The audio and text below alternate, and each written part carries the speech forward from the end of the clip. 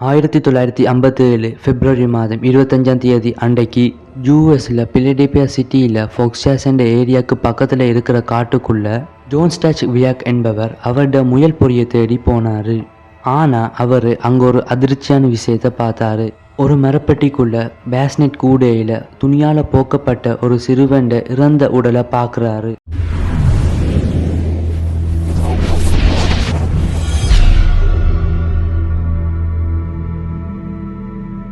Hi friends, welcome to Minilip. நாங்கள் இந்த வீடியோவில் ஒரு மேர்டர் மிஸ்ட்ரி பற்றி தான் பார்க்க போகிறோம். வாங்க வீடியோக்குள்ளே போகலாம். அந்த சிறுவண்ட இறந்த உடலை பார்த்த ஜோன் அந்த இடத்த விட்டு பயந்து போய் அவரோட வீட்டுக்கு ஓடி போயிடுறாரு. வீட்டுக்கு போன ஜோன் இந்த விஷயத்தை பற்றி போலீஸுக்கு ரிப்போர்ட் பண்ணவே இல்லை.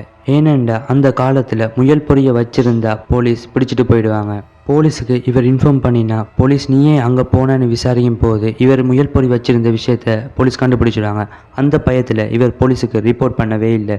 அதே தினம் ஃப்ராங்க் குத்ரம் என்ற ஒரு காலேஜ் ஸ்டூடெண்ட் முயலொண்டு காட்டுக்குள்ளே ஓடுறத பார்த்து அதுக்கு பின்னால் இவரும் ஓடி போனார். அவரும் இந்த பிணத்தை பார்த்துட்டாரு. ஃப்ராங்கும் ஜோன மாதிரி தான் இந்த விஷயத்த போலீஸுக்கு இன்ஃபார்ம் பண்ணலை. ஏனெண்டா அவரும் முயலை தேடி தான் காட்டுக்குள்ளே போனார். அதனால் போலீஸ் இவரை பிடிச்சிடுவாங்கன்ற பயத்தில் இவர் போலீஸுக்கு ரிப்போர்ட் பண்ணலை இந்த விஷயத்தை பற்றி. ஆனால் அன்றைக்கு இரவு மேரி ஜேன் பாக்கர் என்ற சின்ன குழந்தை காணாமல் போன செய்தியை கேட்ட ஃப்ராங்க் அடுத்த நாளே போலீஸுக்கு இவர் பார்த்த பிணத்தை பற்றி ரிப்போர்ட் பண்ணிட்டாரு. போலீஸ் இந்த இன்வெஸ்டிகேஷனை பிப்ரவரி மாதம் 26ஆம் தேதி அன்றைக்கு தொடங்கிட்டாங்க. அந்த சிறுவண்ட கன்னத்தில் எல் வடிவ காயமும் அவன் இடுப்பு பகுதியில் ஒரு ஆப்ரேஷன் செஞ்சதுக்கான அடையாளமும் அவன் தலைமுடியில் வெட்டி எரிஞ்சபடியும் இருந்துச்சு. முதல்ல போலீஸ் இந்த சிறுவன் யாருன்னு ஈஸியாக கண்டுபிடிச்சிடலான்னு தான் நினைச்சாங்க. ஆனால் இந்த சிறுவனை பற்றி எந்த ஒரு தகவலும் கிடைக்கல. இந்த சிறுவண்ட முகத்தில் நிறைய காயங்கள் இருந்ததால் இன்வெஸ்டிகேட்டர்ஸ் இந்த சிறுவண்ட முகத்தில் காயங்கள் இல்லாமல் எப்படி இருக்குமென்று இமேஜின் பண்ணி அதை படமாக வரைஞ்சி அதை 4 லட்சம் பிரிண்ட் எடுத்து இவரை பற்றி தெரிஞ்சா சொல்லுங்க என்று போஸ்டர் அடித்தாங்க. அது மட்டும் இல்லாமல் 270 போலீஸ் இந்த இடத்த மீண்டும் மீண்டும் சர்ச் பண்ணினாங்க, ஏதாச்சும் க்ளூ கிடைக்குமென்று நம்பி. அப்படி இவங்க சர்ச் பண்ணினதில் இவங்களுக்கு ஒரு ப்ளூ கலர் கேப்பும் ஒயிட் கலர் கேங்கச்சீஃப் ஒன்றும் கிடைச்சிது. அந்த கேங்கச்சீஃப்ட கோர்னரில் ஜி என்ற எழுத்து இருந்துச்சு. ஆனால் அந்த எழுத்துக்கு என்ன அர்த்தம் என்று தெரியலை. பிறகு அந்த சிறுவண்ட உடலுக்கு ஒரு ட்ரெஸ்ஸை போட்டு ஃபோட்டோ அடித்து நியூஸ் பேப்பரில் வெளியிட்டாங்க. இந்த ஃபோட்டோவை யாராச்சும் பார்த்துட்டு தேடி வருவாங்கன்னு நம்பி. ஆனால் அப்படி யாருமே தேடி வரலை. ஆகஸ்ட் 2018 டிஎன்ஏ ப்ரூஃபிங் டெக்னிக்கை வச்சு கோல்டன் கில்லரை கண்டுபிடிச்ச பார்பரா என்ற ஜெனட்டிக் ஜீனியாலஜிஸ்ட், அதாவது மரபியல் ஆய்வாளர், எப்படி கோல்டன் கில்லரை கண்டுபிடிச்சாரோ அதே டெக்னிக்கை வச்சு இந்த பையனை கண்டுபிடிக்க முயற்சி செய்தார். ஆனால் அந்த முயற்சி தோல்வியில் தான் முடிஞ்சது. 2002 பிப்ரவரி மாதத்தில் மார்த்தா என்று இனம் காணப்பட்ட ஒரு பெண், அவங்களோட தவறான அம்மா 1954 ஒரு குழந்தைய வாங்கிட்டு வந்தாங்க என்று சொல்கிறாங்க.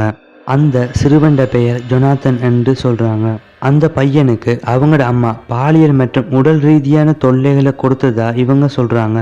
ஒரு நாள் அந்த பையனுக்கு இவங்களோட அம்மா அடித்த அடியில் அந்த பையன் சிவத்தோட மோதி கீழே விழுந்து மயங்கிட்டான் என்று சொன்னாங்க. உடனே அவங்களோட அம்மா அந்த பையனுக்கு தண்ணி தெளித்து பார்த்தாங்களாம். ஆனால் அந்த பையன் எழும்பவே இல்லை. அப்போதான் அவங்களுக்கு புரிஞ்சுதான் அந்த பையன் இறந்துட்டான் என்று. இவங்க சொன்ன இந்த விஷயமெல்லாம் போலீஸுக்கு ரொம்பவே அதிர்ச்சியாக இருந்துச்சு. ஏனெண்டா இந்த பையன் தலையில் அடிபட்டு தான் செத்துருக்கான் என்று இந்த பையன் போஸ்ட்மார்ட்டம் ரிப்போர்ட்டில் இருக்கு. அது மட்டும் இல்லாமல் இந்த மார்த்தா என்ற பெண் அவங்களோட அம்மா தான் அந்த பையன் தலைமுடியை வெட்டினாங்க என்று சொல்கிறாங்க. இந்த விஷயத்த எல்லாத்தையுமே போலீஸ் ரகசியமாக தான் வச்சுருந்தாங்க. ஒருவேளை அந்த பெண்ணோட அம்மா தான் உண்மையிலேயே அந்த பையனை கொண்டிருப்பாங்களோ என்று போலீஸ் சந்தேகப்பட்டாங்க. ஆனால் அந்த பெண் கொடுத்த வாக்குமூலம் எல்லாத்தையும் போலீஸ் மறுத்துட்டாங்க. ஏனெண்டா அந்த பெண் ஆல்ரெடி மனநோயாளி என்றதால். அது மட்டும் இல்லாமல் அந்த பெண் வசித்த வீட்டுக்கு பக்கத்தில் உள்ள பக்கத்து வீட்டுக்காரங்களை போலீஸ் விசாரித்தாங்க. பக்கத்து வீட்டுக்காரங்க அந்த பெண் பைத்தியம் என்றும் அவங்களோட வீட்டில் அப்படி ஒரு பையன் இருக்கவே இல்லை என்றும் சொல்கிறாங்க. இந்த கேஸ் இன்றைக்கு வரைக்குமே அன்சால்வ்டு கேஸாக தான் இருக்குது. ஓகே காய்ஸ், இன்றைக்கி இவ்வளோ தான் இந்த வீடியோ. இந்த வீடியோ பிடிச்சிருந்தால் மறக்காமல் லைக் பண்ணுங்கள், பிடிக்கலைன்னா அன்லைக் பண்ணுங்கள். பிடிச்சதோ பிடிக்கலையோ மறக்காமல் மினிலிப் சேனலை சப்ஸ்கிரைப் பண்ணுங்கள். ஓகே காய்ஸ், பாய்.